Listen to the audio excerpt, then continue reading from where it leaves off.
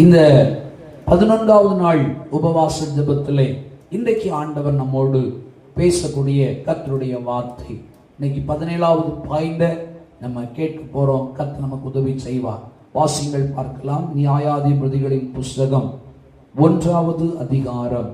நியாயாதிபதிகளின் புஸ்தகம் 1வது அதிகாரம் அதனுடைய 2வது வசனத்தை நாம் வாசிக்க கேட்கலாம். அதற்கு கர்த்தர், யூதா எழுந்து புறப்பட கடவன், இதோ அந்த தேசத்தை அவன் கையிலே ஒப்பு கொடுத்தேன் என்றார். இன்னைக்கு 17வது காரியத்தை நாம் தியானிக்க போகிறோம். என்ன அப்படின்னா, யூதாவை போல தைரியமாய் கர்த்தருக்காக யுத்தம் செய்ய முன்னணியில நிக்கணும். திரும்ப சொல்லுங்க பாப்போம். பக்கத்துல இருக்க கையை பிடிச்சு அவங்கள பார்த்து சொல்லுங்க பார்க்கலாம். யூதாவை போல தைரியமா கர்த்தருக்காக யுத்தம் செய்ய முன்னணியில நிற்கிறவர்களா இருக்க வேண்டும். அல்லேலூயா. பொதுவாக உபவாச ஜெபம் என்று சொன்னாலே அது ஒரு யுத்த ஜெபமாகும். அது சத்துருவோடு போராடி ஜெயிக்கிற ஒரு ஜெபம். ஏன் அப்படின்னா, நம்முடைய பானை வயர் என்ன செய்யுது? காலியாக்கப்படுது. ஆமா, பானை வயிறு காலியாக்கப்படுது. நீங்க வேத வசனத்துல வாசிக்கும் பொழுது கிதியோனுடைய சேனையை குறித்து படிக்கிறோம். ஆண்டவர் அந்த சேனையை ஆயத்தப்படுத்தி யுத்தம் பண்ற அனுப்பும் போது ஆயுதமாக எதை கொடுத்து விட்டாரு? சத்தமா சொல்லுங்க. ஆயுதமாக தீவட்டி, எக்காளம், பானை. அல்லேலூயா. தீவட்டி, எக்காளம், பானை, இதை கொடுத்து விட்டார். நல்லா யோசித்து பாருங்க. எக்காலத்தை எடுத்து ஒரு அடி அடிச்சா ஒரு மனுஷன் தான் கொல்லலாம். அதோட எக்காலம் என்ன செய்யும்? முறிஞ்சு போகும். ஏன் அப்படின்னா, எக்காலம்னா அந்த மாட்டு கொம்புல இருக்கும், உள்ள ஃபுல்லா வெற்றிடமா இருக்கும். அதனால ஒரு அடி அடிச்சப்ப சப்பிடும். பானை எடுத்து ஒரு மனுஷன் தலையில வாங்கி ஒரு அடி அடிச்சா பானை பாடு க்ளோஸ். தீவட்டி எடுத்து ஒரு 4 பேருக்கு என்ன சொல்றது, டக்குன்னு காட்டதான் முடியும், அவனை சுடவோ எரிக்கவும் முடியாது. ஒரு அல்லேலூயா. இதுக்கு ஆவிக்குரிய அர்த்தம் உண்டு. நம்ம எழுத்து பிரகாரமா பார்க்கப்படாது. இந்த பானைக்கு ஒரு அர்த்தம் இருக்கு, இந்த தீவட்டிக்கு ஒரு அர்த்தம் இருக்கு, இந்த எக்காலத்துக்கு ஒரு அர்த்தம் இருக்கிறது. ஆமென். பைபிள் சொல்றது எக்காலத்துக்கு ஒரு அர்த்தத்தை சொல்றேன். உன் சத்தத்தை எக்காலத்தை போல உயர்த்து. ஆமென். அடக்கிக் கொள்ளாதே, உன் வாயை விரிவா தர, அப்படி எல்லாம் ஆண்டவர் சொல்லுகிறார். அப்படின்னா எக்காலம் என்பது துதியின் சத்தத்தை குறிக்கிறது. தேவ பிள்ளைகள் துதிக்கிறவர்களாக இருக்க வேண்டும். ஆமென். அடுத்த 2வதாக தீவட்டி. தீவட்டி என்றால் எரிந்து பிரகாசிக்கிற ஒரு அனுபவம். ஆமென். எரிந்து பிரகாசிக்கிற அனுபவம். சின்ன வயசுல ஓலை வீட்டுல மண்ணெண்ண விளக்குல வளர்ந்த அனுபவம் உண்டு. இந்த மண்ணெண்ண விளக்கு உள்ள மண்ணெண்ணை ஊற்றி அப்படியே ஒரு திரியை வச்சு அப்படியே திரியை மேல சூண்டி விட்டுட்டு தீக்குச்சி அடிச்சு வைப்பாங்க. அது அப்படியே எரிஞ்சுட்டே இருக்கும். கொஞ்ச நேரம் கழிஞ்ச உடனே அந்த விளக்குல கங்கல் பிடிக்கும். உங்க பாசையில என்னன்னு சொல்லுவீங்கன்னு தெரியாது. ஆமா, அப்படியே அது கரிஞ்சு அப்படி சுருண்டு அப்படியே பிடிக்கும். ஆனா அது என்ன செய்வாங்க, இப்படி லைட்டா ஒரு தட்டு தட்டுவாங்க. அது டக்குன்னு அது கீழே விழுந்தோன்னா நல்லா கொஞ்சம் கூட எரியும். சில நேரங்களில் என்ன நடக்கும் தெரியுமா? அந்த விளக்கு அப்படியே எரிஞ்சிட்டு இருக்கும். ஈச்சி இருக்கு பார்த்தீங்களா, அது வெளிச்சத்துக்கு தானே வரும். அங்கே எங்கேயுமா ஆடி அப்படி டக்குன்னு போய் விளக்குல ஒரு அடி அப்படி ஆஃப் ஆகிடும். விளக்கு என்ன செய்யும்? ஆமா, கரிச்சை எல்லாம் போய் டக்குன்னு அடிச்சா விளக்கு ஆஃப் ஆகிடும். இது எதுக்கு நான் உங்களுக்கு சொல்றேன் அப்படின்னா, நம்ம விளக்கு எரிந்து பிரகாசிக்கிற விளக்கா இருந்தா, மங்குற விளக்குல அந்த மங்கல் இருக்குது, மங்கி எரிகிற விளக்குல தான் வந்து ஈச்சி அடிச்ச உடனே என்ன செய்யுது? விளக்கு அணைஞ்சு போகுது. அதே நேரத்துல அந்த விளக்கு பிரகாசிக்கிற விளக்கா இருந்தா இந்த ஈச்சியை சுட்டரித்து போடும். ஒரு அல்லேலூயா சொல்லுங்க பார்க்கலாம். அல்லேலூயா. அதுதான் தீவட்டியினுடைய அனுபவம். பானை. பானை என்னத்துக்கு? பானை உடைக்கப்படணும். பானைன்னா வயறு. பிரைஸ் எல்லாம். அல்லேலூயா. இது காலியாக்கப்படணும். அதுதான் உபவாசம். இந்த பானைக்கு கொஞ்சம் கண்ட்ரோல். இன்னைக்கு உனக்கு தண்ணி மட்டும்தான், இன்னைக்கு ஒரு கிளாஸ் சாயம் மட்டும்தான். ஆமா, இன்னைக்கு ஃபுல்லா உபவாசமாக நடக்குது. அதனால இன்னைக்கு நீ ஜெபம் பண்ணணும். என்ன கத்துனாலும் உனக்கு ஒன்னை தரது கிடையாது அப்படின்னு சொல்லி அதை காய போடணும், அதை உடைக்கணும். ஒரு அல்லேலூயா சொல்லுங்க பார்க்கலாம். அல்லேலூயா. அது உபவாசத்தை குறிக்கிறது. பிரைஸ் எல்லாம். ஆனா இந்த 3 காரியங்கள் மூலமாக தெய்வ ஜனம் ஒரு பெரிய படையை வீழ்த்தி ஜெயம் எடுக்கும்படி கர்த்தர் உதவி செய்தார். ஒரு அல்லேலூயா, அல்லேலூயா. அப்படியானால் நம்முடைய வாழ்க்கையிலும் சில விடுதலைகளை, சில ஆசீர்வாதங்களை ஆண்டவர் தருவதற்கு வல்லமையுள்ள ஒரு தெய்வமாக காணப்படுகிறார். நாம் அதற்கு நம்மை ஒப்பு கொடுப்போம். சில காரியங்களை உங்களுக்கு சொல்லுகிறேன். நீங்க இப்ப வாசித்த வசனத்துல ஆண்டவர் சொல்றாரு, யூதா எழுந்து புறப்படட்டும், இதோ அந்த தேசத்தை அவன் கையிலே ஒப்பு கொடுப்பேன் என்று சொல்லுகிறார். அதாவது 1வது வசனத்தை நீங்க வாசித்தீங்கன்னா, அதுக்கு முன்னாடி நீங்க படிச்சீங்கன்னா, மோசே தன்னுடைய நாட்களிலே ஜனத்தை நடத்துகிறார், அவர் மரணம் அடைகிறார். அடுத்த ஆளா யாரு நியமிக்கப்படுதுன்னா யோசுவா நியமிக்கப்படுகிறார். இந்த யோசுவாவும் ஜனங்களை நடத்துகிறார். யோசுவாவினுடைய நாட்களும் முடிகிறது. பைபிள் சொல்லுது, யோசுவா மரித்த பின் இஸ்ரவேல் புத்திரர் கர்த்தரை நோக்கி, கானானியரை எதிர்த்து யுத்தம் பண்ணும்படி எங்களில் யார் முதலாவது போக வேண்டும் என்று ஆண்டவரிடத்தில் கேட்கிறார்கள். அப்போ இந்த இடத்துல ஆண்டவர் என்ன சொல்றனா, யூதா எழுந்து புறப்படட்டும். இப்போ யூதா போகும்போது ஜெயம் உண்டாகிறது. ஹல்லேலூயா. இன்னைக்கு ஆண்டவர் உங்களுக்கு சொல்லுகிறார், நாமும் யூதாவை போல தைரியமா போணுமா, யூதாவை போல தைரியமா போணுமா, யுத்தம் பண்ணணுமா. பைபிள் சொல்லுது, யுத்தம் கர்த்தருடையது. நம்ம பண்ற யுத்தம் யாரு தெரியுமா? நம்முடைய யுத்தம் மாம்சத்தோடோ ரத்தத்தோடோ அல்ல. பக்கத்துல கையை பிடிங்க, கையை பிடிச்சு அவங்கள பார்த்து சொல்லுங்க, நம்முடைய யுத்தம் மாம்சத்தோடோ ரத்தத்தோடோ அல்ல. அப்படின்னா மனுஷனோடு அல்ல. அல்லேலூயா. ஆமா, நமக்கு ஒரு எதிரி இருக்கிறான். அவன் பிசாசு என்று சொல்லி, பழைய பாம்பு என்று சொல்லி அவனை அடையாளம் சொல்லப்பட்டிருக்கிறது. அவன் கள்ளன் என்று சொல்லப்பட்டிருக்கிறது, திருடன் என்று சொல்லப்பட்டிருக்கிறது. பிசாசுக்கு கிட்டத்தட்ட ஒரு 600 பேர் சொல்லப்பட்டிருக்கிறது. பைபிள் ஸ்டடி கிடைச்சுன்னா சூப்பரா இதெல்லாம் எடுத்துடலாம். ஒரு அல்லேலூயா சொல்லுங்க பாப்போம். ஆமா, அவ்வளவு தூரமாக பிசாசுக்கு பெயர்கள் பைபிள்ல கொடுக்கப்படுகிறதை நாம் பார்க்கிறோம். இப்போ நமக்கு விரோதமாக எழும்பி நிற்கிறதான பிசாசை மேற்கொள்ள வேண்டும் என்றால் ஒரு யுத்தம் நடக்கணும். அது என்ன யுத்தம்னா உபவாச யுத்தம். பிரைஸ் எல்லாம். இந்த உபவாச யுத்தத்துல முன்னாடி வந்து நிக்கணும். இன்னைக்கு இந்த சபையில 80க்கு மேல ஆத்துமாக்கள் உண்டு. ஆனா இந்த ஜெபத்துல கிட்டத்தட்ட ஒரு 25 பேர் தான் முன்னாடியில நிற்கிறதுக்கு தங்களை ஒப்பு கொடுத்திருக்கிறார்கள். அல்லேலூயா, அல்லேலூயா. மற்றவர்களை சத்து பல சிந்தைகளிலே கட்டப்பட்டவர்களாக கட்டி வச்சிருக்கலாம். பல வேலை பழுக்களை கொடுத்து, குடும்ப சூழ்நிலைகளை காரணம் காட்டி, ரட்சிக்கப்படாத இருக்கிற குடும்ப தலைவர்களை காரணம் காட்டி இந்த ஜெபத்துல வந்து யுத்தம் பண்ணாம தடுத்திருக்கிறான். நான் சொல்றேன், அவர்களுக்கும் ஒரு நாள் ஒரு யுத்தம் வரும். அந்த யுத்தத்துல தோற்று போவாங்க. நான் திரும்ப சொல்ற வசனத்தின் மூலமா சொல்றேன், இந்த ஜெபத்துல வந்த உங்களுக்கு யுத்தம் வரும்.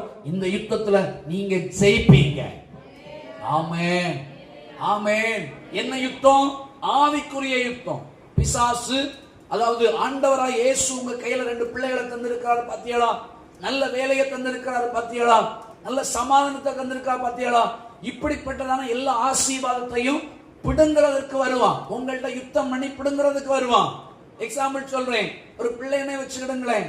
அவனை எப்படியாவது மனம் திரும்பாம, அவன் எப்படியாவது உலக பிரகாரமான ஒரு மனிதனாக, பலவிதமான பாவத்துக்கு அடிமைப்பட்டவனாக அவன் சின்ன பின்னமாக மாற வேணும் அப்படின்னு சொல்லி அவன் போராட வரும் பொழுது, ஏற்கனவே நீங்கள் ஜெபித்தவர்களாக இருந்தால் உங்களை சுத்திலும் ஒரு பெரிய பாதுகாப்பு வலை இருக்கும்.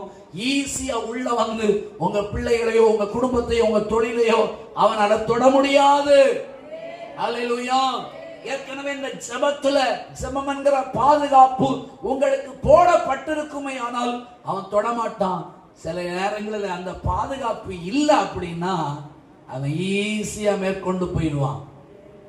ஈஸியா மேற்கொண்டு போயிடுவான். வருவாங்க, பாஸ்டர் என் பிள்ளைக்கு வேலை இல்லை பாஸ்டர். அப்பவே புரியணும், பாதுகாப்பு இல்லை. யுத்தத்துக்கு அவர்கள் ஆயத்தமாக்கப்படவில்லை. பாஸ்டர் என் பிள்ளை சொன்னா கேட்கல பாஸ்டர், அப்படின்னா உடனே புரிஞ்சுக்கிடணும், அந்த பாதுகாப்பு பிள்ளையை விட்டு எடுபட்டு போயிட்டு, பாஸ்டர் என் புருஷன் வித்தியாசமா நடக்கிறாரு பாஸ்டர் அப்படின்னா உடனே புரியணும். ஹல்லேலூயா. வர வேண்டிய பணம் வரல பாஸ்டர், வேலை செஞ்ச காசை திரும்ப தரல பாஸ்டர், கடன் வாங்கிட்டு போனவன் திரும்ப தரல பாஸ்டர் அப்படின்னா உடனே புரிஞ்சுக்கிடணும், நம்முடையதான பாதுகாப்பு போய்விட்டது. ஹல்லேலூயா, ஹல்லேலூயா. ஆனா தேவ சமூகத்துல போராடி மேற்கொள்ளும் பொழுது அவைகளை பெற்றுக்கொள்ள கர்த்தர் நமக்கு கிருபை தருவார். நான் சொல்லுகிறேன், யூதா என்றால் அதற்கு ஒரு அர்த்தம் சொல்லப்பட்டிருக்கிறது.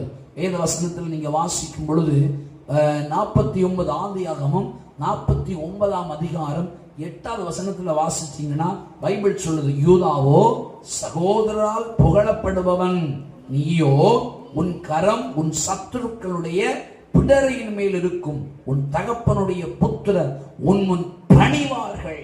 அல்லேலூயா, அல்லேலூயா. அதுல நல்லா கவனிங்க, யூதாட்ட ஆண்டவர் சொல்றாரு, உன் கரம் உன் சத்துருக்களுடைய பிடரையின் மேல் இருக்கும். இன்னைக்கு இந்த உபவாச ஜெபத்துல வந்திருக்கிறவளை பார்த்து ஆண்டவர் சொல்றாரு, உங்க கரம் சத்துருடைய பிடரையின் மேல் இருக்கணும். அல்லேலூயா. ஏன் பொல்லாத ஆவிய என் பிள்ளைய நீ பிடிச்சிட்டு போயிடுவியா? என் பிள்ளைய மனம் திரும்பாம ஆக்கிடுவியா? என் பிள்ளைய பாவத்துக்கு நீ அடிமைப்படுத்த படுத்திடுவியா அப்படின்னு சொல்லி எதிர்த்து போராடணும். எக்ஸாம்பிள், ஆவியானவர் நினைவுபடுத்துகிறார். தாவீது அவனும் அவனுடைய யுத்த வீரர்களும் வெளியே போயிட்டு தன்னுடைய பாளையத்துக்கு திரும்புகிறார், தன்னுடைய இடத்துக்கு திரும்புறாங்க. இங்க வந்து பார்த்த பிறகு கூடாரமும் இல்லை, மிருக ஜீவன்களும் இல்லை, மனைவிகளையும் காணவில்லை, பிள்ளைகளையும் காணவில்லை, எல்லாம் காலியாக்கப்பட்டிருக்கிறது. அந்த இடத்துல அழுகிறார்கள்.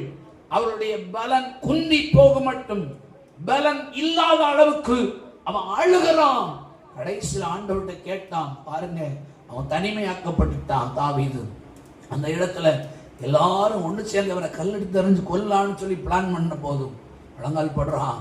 ஆண்டவரை பார்த்து கேட்கிறான், ஆண்டவரே, இந்த சத்துனுடைய தண்டை நான் பின்தொடரட்டுமா?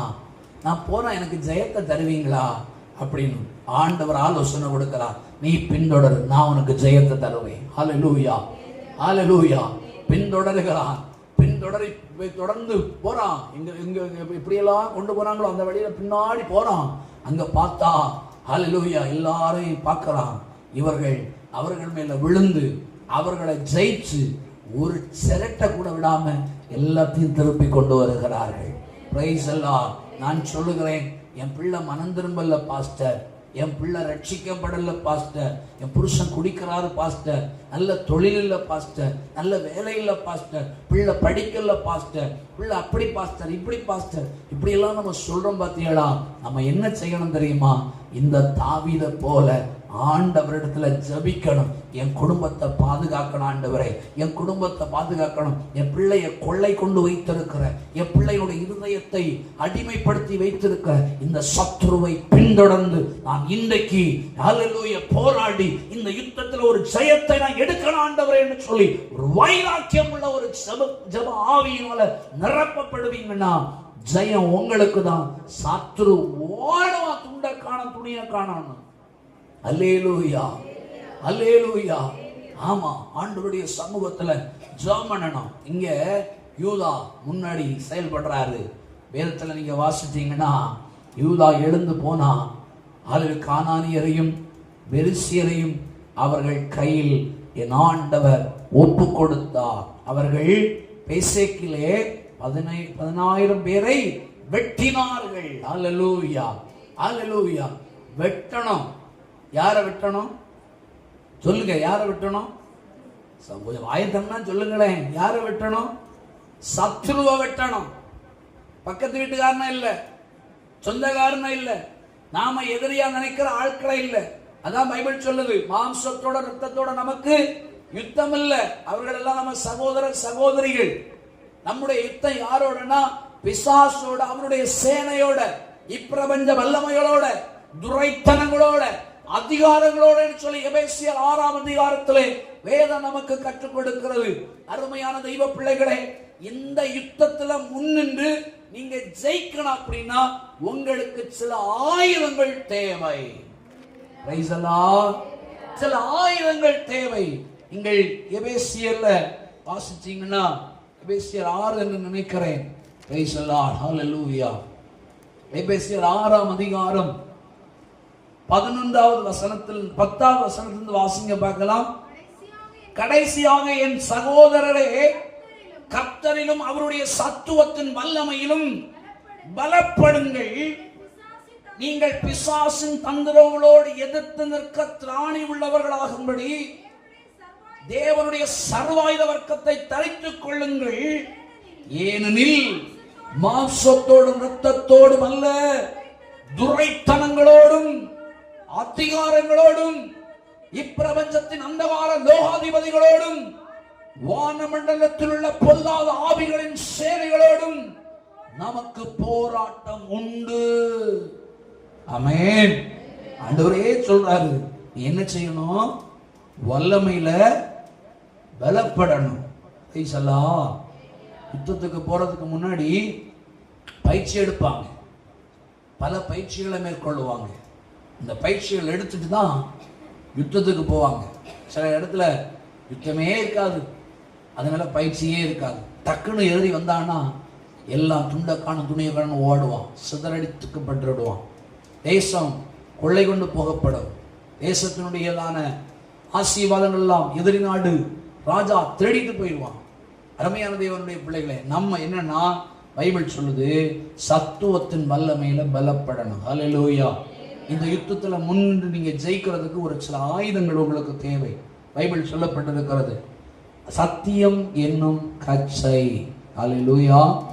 Price the lord. சாரி, 13வது வசனத்தில் சொல்லப்பட்டிருக்கிறது, சகலத்தையும் செய்து முடிக்கிறவர்களாய் நிற்கவும் திராணி உள்ளவர்களாகும்படிக்கு தேவனுடைய சர்வாயுத வர்க்கத்தை தரித்து கொள்ளணும். அடுத்து முதல் காரியம் சத்தியம் என்னும் கச்சை. அது என்ன செய்யணும்? அரை. அரைனா என்னது? அரைனா என்னது? இடுப்பு. இடுப்புல சத்தியம் என்கிற கச்சை என்ன செய்யணும்? கட்டணும். புரியும்படி உங்களுக்கு சொல்றேன். எப்பவும் நம்மகிட்ட சத்தியம் இருக்கணும். அல்லேலூயா. நான் பிசாசு விரட்டுறவங்களை பார்த்துருக்கேன். சிலவங்க இயேசுவின் நாமத்துல போ, இயேசுவின் நாமத்துல போ, இயேசுவின் நாமத்துல போ அப்படியே ஜெபம் பண்ணுவாங்க. ஆனா டக்குன்னு என்ன செய்யாது? போகாது. ஆனா சிலர் ஜெபம் பண்ணுவாங்க, வசனங்களை சொல்லி ஜெபம் பண்ணுவாங்க, வசனங்களை உபயோகப்படுத்துவாங்க.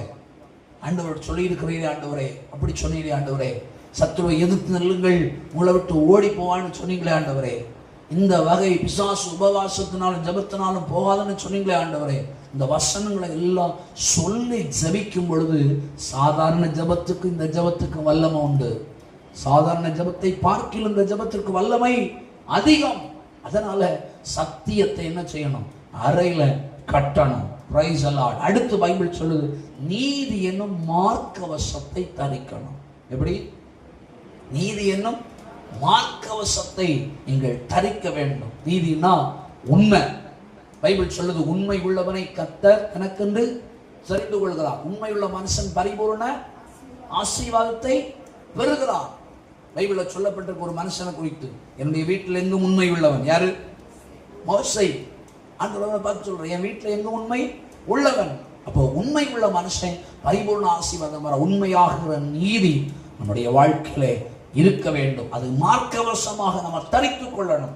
அடுத்த வசனம் சொல்லுது, சமாதானத்தின் சுவிசேஷத்துக்குரிய ஆயத்தம் என்னும் பாதரட்சை. எப்ப செருப்பு போடுவோம்? இன்னைக்கு வீட்டுக்குள்ள போடுறாங்க, அது வேற. இன்னைக்கு வீட்டுக்குள்ள போடுறாங்க, சாணாங்கி தரையெல்லாம் போச்சு, அதுல இருந்ததான மெடிசன் அதெல்லாம் சரீரத்துக்கு நல்லதா இருந்துச்சு. இன்னைக்கு வீடை பளபளப்பாக்கணும்னு சொல்லி பளிங்கு கற்கள், டைல்ஸு, மார்பனைட்டு, கிரானைட்டு, மார்பிள் இதெல்லாமோ போடுறான். இன்னைக்கு அது மட்டும் இல்லை, 3D ஒன்று வந்துருக்குது. அச்சசலா உண்மையை பார்த்த மாதிரி, கண்ணாடி பார்த்த மாதிரி இருக்கும். அப்படியெல்லாம் இன்னைக்கு வீடுகளை மேக்கப் பண்றாங்க. ஆனா அதுல கால் வச்சா கால் என்ன செய்தான்? கூசுதான். ஒரு அல்லேலூயா. டாக்டர் சொல்றாரு, வாதம் வர்றதுக்கும் வாய்ப்பு உண்டு. அந்த வாதம் வராமல் இருக்கணும்னா செருப்பு என்ன செய்யணும்? போடணும். சிலருடைய வீட்டில் உள்ள செருப்பு போடுறத பார்த்துருக்கிறோம். பாருங்க, ஆக்சுவலாக செருப்பை இப்போ போடுவோம், வீட்டை விட்டு வெளியே எங்கேயாவது போகும்போது நம்ம செருப்பை போடுவோம். வீட்டுக்குள்ளே வரும்போது வெளியில் ஸ்டாண்டில் என்ன செய்வோம்? கடத்தி வச்சுக்கிட்டு தான் நம்ம உள்ளே வருவோம். அப்படின்னா வெளியே போகிறோன்னா ஒரு ஆயத்தம். நம்ம வெளியே போறோம், செருப்பு போடணும். அல்லேலூயா. அதான் பைபிளில் சொல்லப்பட்டிருக்கிறது, ஆயத்தம் என்னும் பாதரட்சை உங்கள் கால்களிலே, சொல்லுங்க, கால்களிலே தொடுத்தவர்களாய். 16வது வசனம் சொல்லுது, பொல்லாங்கன் எய்யும் அக்னி அஸ்திரங்களை எல்லாம் அவித்து போடத்தக்கதாக எல்லாவற்றுக்கு மேலும் விசுவாசம் என்னும் கேடயத்தை பிடித்தவர்களாக நில்லுங்கள். விசுவாசம் நமக்கு இருக்கணும். இந்த பிள்ளைய கர்த்தர் ரட்சிப்பா, விசுவாசம் இருக்கணும். இந்த காரியத்துல கர்த்தர் ஜெயம் தருவா, விசுவாசம் இருக்கணும். நான் இந்த சபைக்கு போனா தெய்வம் ஜெபத்தை கேட்பா, இந்த பிரேயருக்காக ஜெபிக்கும் பொழுது விடுதலைகள் உண்டாகும், அப்படி ஒரு விசுவாசம் இருக்கணும். ஒரு தாய், நல்ல கவனிங்க, சொல்லித்தரேன். ஒரு தாய் வீட்டுக்காரர் பயங்கரமா குடிகாரர், பல வருஷமா பல பிரயாசம் பட்டு பார்த்தாச்சு, எல்லா பிரயாசமும் தோல்வி. கடைசியில ஜெபம், ஆண்டவரே ரட்சியும் ரட்சியும் ரட்சியும், மனம் திரும்ப பண்ணு, மனம் திரும்ப பண்ணு, மனம் திரும்ப பண்ணு, மனம் திரும்ப பண்ணுன்னு சொல்லி ஒரே ஜெபம். ஆனா அவங்கள்ட்ட பேசும்ப அவங்க என்ன சொல்லுவாங்க தெரியுமா? இவனா ரட்சிக்கப்படுறது? கல்யாணம் பண்ண அன்னையிலிருந்து இன்னைக்கு எனக்கு பிள்ளைய பெண்ணு கட்டியாச்சு, கல்யாணம் பண்ணியாச்சு, இது வரைக்கும் ஒரு மாற்றம் வரல. எந்த மனுஷன் மனம் திரும்ப மாட்டான், செத்தால அவன் மனம் திரும்ப மாட்டான். ஆனா ஜபிக்கிறது என்னது? ஆண்டவரே புருஷனை ரட்சி, ஆண்டவரே மனம் திரும்ப பண்ண, ஆண்டவரே ரட்சி, ஆண்டவரே மனம் திரும்ப பண்ண, ஆண்டவரே. ஆனா வார்த்தை எப்படி வருது? செத்தாலும் இவன் மனம் திரும்ப மாட்டான். அப்ப விசுவாசம் இருக்கா? விசுவாசம் இருக்கா? நம்மிடத்துல வாழ்க்கையில விசுவாசம் இருக்கணும். அதான் பைபிள் சொல்லுது, விசுவாசம் என்னும் கேடயத்தை பிடிக்கணும். சத்துரு அவிசுவாசம் என்கிறதான ஆயுதத்தை பயன்படுத்துவான், எறிவான். பாருங்க, போலீஸ்காரங்க நிற்பாங்க, தடியடி நடக்கும். தடியடி நடக்கும்போது கையில ஒரு சீல்டு வச்சிருப்பான், அங்கிருந்து எறிவான். இவன் என்ன செய்வான்? இந்த சீல்டை வச்சு கல்லை தடுப்பான். சில நேரங்களில் அங்கிருந்து சுடுவான். எவனால் சுட்டாலும் சீல்டை வச்சு தடுப்பான். கையில லத்தி இருக்கும், இல்ல துப்பாக்கி இருக்கும். அவன் அதில் ஒரு கையில லத்தி, ஒரு கையில சீல்டு. அவன் அங்கடி எறிகிற சீல்டு வச்சு தடுத்துட்டு கையில் இருக்கிற பிரம்பு வச்சு நினைச்சுவான், விளாசி விட்டுருவான். ஒரு அல்லேலூயா சொல்லுங்க பார்க்கலாம். நமக்கு விரோதமாக வருகிற அவிசுவாசமான வார்த்தைகள், நமக்கு விரோதமாய் வருகிற கிரியைகள் எல்லாம் நிர்மூலமாக்கணும்னா இந்த கேடயம், அந்த சீல்ட் அவன் வச்சிருக்க மாதிரி விசுவாசம் என்னும் கேடயத்தை கொண்டு என்ன செய்யணும்? தடுக்கணும். ஒரு அல்லேலூயா சொல்லுங்க பார்க்கலாம். அல்லேலூயா. அதுக்கு அடுத்து சொல்றாரு, ரட்சண்யம் என்னும் தலை சீரா. ஹெல்மெட் போலீஸ்காரங்க போட்டிருப்பாங்க, பார்த்திருக்கீங்களா? கல்லெடுத்து எறிஞ்சாலோ அடிபட்டாலோ அவங்களுடைய சரீரத்துக்குள்ள என்ன செய்யாது? அது படாது. இன்னைக்கு பைக்கில் போறவங்க ஹெல்மெட் போட்டிருக்காங்க. சில இடங்களில் செய்தியில் வரும், இவன் ஆக்சிடென்ட் ஆச்சு, கை முறிஞ்சது, கால் முறிஞ்சது, ஆனால் ஹெல்மெட் போட்டதுனால தலைக்கு எந்த பிரச்சனையும் இல்லை, ஜீவன் தப்புனதுன்னு சொல்லுவாங்க. சில செய்தியில் இப்படியே போட்டிருப்பாங்க, ஹெல்மெட் போடாததுனாலே அந்த இடத்தில் மரணம் அடைந்தார் அப்படின்னு. ஒரு அல்லேலூயா சொல்லுங்க பார்க்கலாம். நம்ம தலைக்கு ஹெல்மெட் ரொம்ப முக்கியம். அதே மாதிரி தான் இங்க பைபிளில் சொல்லப்பட்டிருக்கு, தலை சீரா என்கிற ஹெல்மெட். பொல்லாத சிந்தைய பிசாசு கொண்டு வருவான், பொல்லாத எண்ணங்களை கொண்டு வருவான், பொல்லாத யோசனைகளை கொண்டு வருவான். ஹல்லேலூயா. அந்த ஹெல்மெட் இருந்தா அது என்ன செய்யாது? உள்ள போகாது. அந்த ரட்சண்யம் என்கிறதான ஹல்லேலூயா தலை சீரா நமக்கு வேணும். அடுத்து பைபிள் சொல்லுது, வேத வசனமாகிய ஆவியும், சொல்லுங்க வாயை திறந்து, வேத வசனமாகிய ஆவியும் பட்டயம் கையில எடுத்து வச்சிருக்கணும், கையில் எடுத்து வச்சிருக்கணும். ஆண்டவர்கிட்ட அந்த பட்டயம் இருந்துச்சு. ஆண்டவர் உபவாசம் முடிச்சு அப்படியே வர்றாரு. பிசாசினால் சோதிப்பதற்கு வனாந்தரத்துக்கு கொண்டு போகப்படுகிறார். அந்த பிசாசு ஆண்டவர் சோதிச்சான். அவருக்கு பயங்கர பசி, பிசாசுக்கு தெரிஞ்சு போச்சு. இது கல்லை என்ன செய்யும்? அப்பமா ஆண்டவருக்கு வல்லமை உண்டா இல்லையா? வல்லமை உண்டு. அவர் நினைச்சிருந்தா அப்பமா மாத்தி இருக்கலாம். ஹல்லேலூயா. ஆனா பிசாசு டெக்னிக்கலா மூவ் பண்றான். நானா இருந்ததுன்னா நீ ஒருக்கா சொல்லணுமா? இப்ப பாரு, உனக்கு முன்ன நான் யாருன்னு காட்டி தரேன், இயேசுவின் நாமத்தில் நான் கல்லு அப்பமாகட்டும். பிசாசு என்ன சொல்லிட்டு தெரியுமா? எனக்கு வார்த்தைக்கு நீர் கீழ் படிஞ்சிட்டீரு. ஹல்லேலூயா. ஆண்டவர் ஞானம் உள்ளவர், ஆண்டவர் வசனத்தை கொண்டு அடிக்கிறார். தேவனாய கர்த்தரை என்ன செய்யக்கூடாது? பரீட்சை பார்க்க கூடாது அப்படின்னு சொல்லி அந்த 3 இதையும் ஒவ்வொரு 3க்கும் ஒவ்வொரு காரியங்களை சொல்லி அவர் ஜெயிக்கிறதை நாம் பார்க்கிறோம். வசனத்தினால ஜெயிக்கிறோம். இன்னைக்கு நமக்கு விரோதமாக வருகிறதான கிரியைகளை, பிசாசின் ஆயுதங்களை, பிசாசின் கண்ணிகளை, பிசாசின் எரிச்சல்களை ஹல்லேலூயா வசனத்தை கொண்டு ஜெயிக்கிறவர்களாக, ஆவியின் பட்டயமாகிய வசனத்தை எடுத்து வெட்டுகிறவர்களாக காணப்பட வேண்டும். Price the Lord. பயப்படக்கூடாது, பயப்படக்கூடாது. இந்த வசனம் நமக்கு ரொம்ப ரொம்ப ரொம்ப முக்கியம். அதான் பைபிள் சொல்லுகிறது, ஆவியின் பட்டயத்தை எடுத்துக்கொள்ளுங்கள், எந்த சமயத்திலும் சகல விதமான வேண்டுதலோடும் விண்ணப்பத்தோடும் ஆவியினாலே ஜெபம் பண்ணி அதன் பொருட்டு மிகுந்த மன உறுதியோடும் சகல பரிசுத்தவான்களுக்காகவும் பண்ணும் வேண்டுதலோடும் விழித்துக் கொண்டிருங்கள் என்று சொல்லி கர்த்தருடைய வேதம் நமக்கு சொல்லுகிறது. ஹல்லேலூயா. அப்படியானால் ஹல்லேலூயா தேவனுடைய பிள்ளைகள் இந்த ஆயுதத்தை தவித்தவர்களாக இறங்கி நம்ம செயல்படுவோம். சத்துருடைய கரத்தில் இருக்கிற நம்முடைய குடும்பம், சத்துருடைய கரத்தில் இருக்கிற நம்முடைய குடும்ப தலைவர், சத்துருடைய கரத்தில் இருக்கிற நம்முடைய பிள்ளைகள், சத்துருடைய கரத்தில் இருக்கிற ஆவிக்குரிய ஆசீர்வாதங்கள், நமக்குரியவைகள் எல்லாம் அவன் களவாண்டு வச்சிருக்கிறான். இன்னைக்கு அது பல மாசம் ஆன பிறகும் பல வருஷம் ஆன பிறகும் தெரியல. ஒரு நாள் ஆண்டுடைய சமூகத்துல வீட்டுக்குள்ள இந்த ஜோமண்ண 4 வீடு கிடங்கும். இன்னைக்கு அதை காணல. அவன் பல மாசம் ஆச்சு திருடி. நமக்கு திருடு போனது தெரியவே இல்லை. ஒரு அல்லேலூயா, ஹல்லேலூயா. தினமும் பைபிள் வாசிப்போம். ஹல்லேலூயா. இன்னைக்கு பைபிள் வாசிப்பு திருடு போயாச்சு. அதனால நமக்கு ஒரு உணர்வு இல்லை.